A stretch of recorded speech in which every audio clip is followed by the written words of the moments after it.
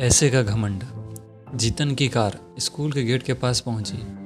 जीतन गाड़ी से उतरने से पहले अपना बैग और बोतल संभाल रहा था।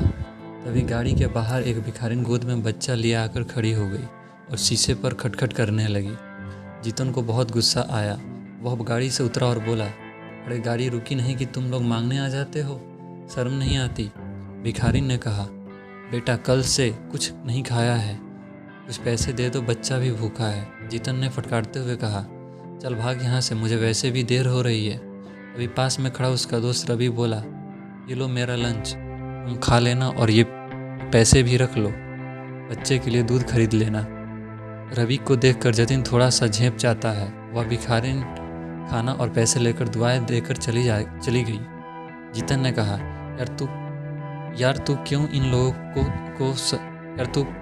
को सर पर चढ़ा लेता है? तुझे पता भी है कल से रोज़ तेरे पीछे पड़ जाएंगे। वैसे अब तू खाएगा क्या? खाना और पैसे तो तूने उसे दे दिए। रवि बोला, हम जिस लायक हैं हमें औरों की मदद करनी चाहिए। आज का लंच तेरे टिफ़िन से खा लूँगा, क्यों नहीं खिलाएगा क्या? यह सुनकर जीतन जोर से हंस पड़ा। उसे देखकर रवि भी हंस पड़ा। फिर दोनों अपनी क्लास की ओर बढ़ गए। अगले दिन से रवि ज़्यादा खाना लाने लगा और उस भिखारिन को देने लगा। जतिन को यह सब पसंद नहीं था। एक दिन उसने रवि से फिर बात की, यार तेरे पास पैसे फालतू हैं क्या, जो इन लोगों पर लुटाता रहता है? रवि बोला, मेरे पास तो इतने पैसे नहीं हैं, लेकिन अच्छे काम के लिए कभी पीछे नहीं हटना चाहिए। मैंने अपनी माँ को सारी बात बताई और वो उसके लिए अलग से खाना बना देती है, साथ ही बच्चे के लिए भी कुछ न कुछ भेज देती है। अब तो इनसे एक रिश्ता सा हो गया है। मेरी बात मानकर एक बार तू भी किसी की मदद करके देख, तुझे कितना मज़ा आएगा। जतिन कहता है, मेरे पापा कहते हैं कि हमारी मेहनत का पैसा हम किसी पर क्या लुटाएंगे। मेरे परिवार में कोई भी दान वगैरह नहीं करता है, और अगर करता भी है तो टैक्स बचाने के लिए। रवि हंसकर जवाब देता है, ठीक है, अपनी अपनी सोच है, हम क्या कर सकते हैं। इस पर जतिन बोलता है, देखिए भिखारी ऐसे ही रहेंगे और तुझे भी लूट लूट कर भिखारी बना देंगे। मेरे पास तो पैसे की कभी कमी नहीं होगी, पर तेरे भविष्य मुझे खतरे में दिखाई दे रहा है। रवि कहता है, एक काम करते हैं, कॉलेज ख़त्म होने के बाद एक बार यहीं मिलने आएंगे, फिर बताएंगे कौन कहाँ तक पहुँचा। जतिन रवि से मिलने का वादा कर लेता है। कुछ ही सालों में दोनों दोस्त अलग अलग कॉलेज में एडमिशन ले लेते हैं और अपनी पढ़ाई में लग जाते हैं। कॉलेज के बाद दोनों बिछड़ जाते हैं। एक दिन जतिन अपने स्कूल के सामने से गुजर रहा था, तभी उसने देखा कि स्कूल के पास ही एक छोटी सी दुकान है, बच्चों के खाने पीने का सामान बेचने की। उस पर एक छोटा सा लड़का और उसकी माँ बैठे थे। जतिन पहचान गया कि ये तो वही भिखारी है जिसे रवि अक्सर पैसे दिया करता था। उन्हें देखकर उसे रवि की याद आ गई, लेकिन वह उसे कहाँ ढूंढे। कुछ ही देर में वो अपने ऑफिस पहुंच जाता है।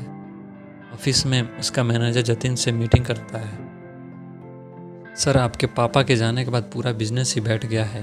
एक गलत साइट पर बिल्डिंग बनाकर सारा पैसा डूब गया।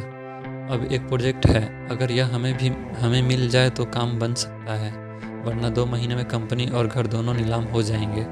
जीतन बोलता है, मैं जानता हूँ, पता नहीं किसकी नज़र लग गई है हमारे बिजनेस को।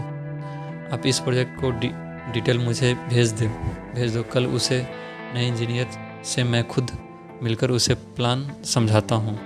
हमें किसी भी कीमत पर यह प्रोजेक्ट लेना ही पड़ेगा। अगले दिन जतिन जल्दी से तैयार होकर प्रोजेक्ट की फाइल लेकर सरकारी दफ्तर में पहुँच जाता है। वहाँ वह इंतज़ार करने के बाद इंजीनियर के केबिन में पहुँचता है। जतिन बोलता है, सर ये प्रोजेक्ट रिपोर्ट देखिए, हमसे अच्छी बिल्डिंग कोई नहीं बना सकता है, एक बार देख तो लीजिए सर। तभी वह गौर से देखता है, यह तो उसका दोस्त रवि था। उसे देखकर जतिन बहुत खुश होता है। रवि भी सीट से उठकर उससे गले मिलता है। जतिन कहता है, अब तो मुझे कोई चिंता नहीं है, तू है तो मेरा सारा काम हो जाएगा।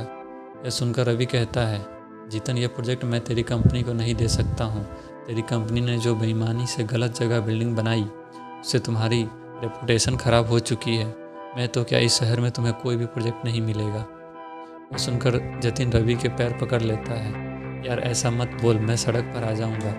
तुझे देखकर मुझे एक उम्मीद बंधी है, अगर ये प्रोजेक्ट ना मिला तो मैं बर्बाद हो जाऊँगा। रवि जतिन से कहता है, चल मेरे साथ। और जतिन को लेकर उस स्कूल के सामने पहुँच जाता है। वहाँ जाकर रवि कहता है, पहचानता है इस औरत को जिसे तूने कभी भीख नहीं दी, हमेशा फटकार देता था।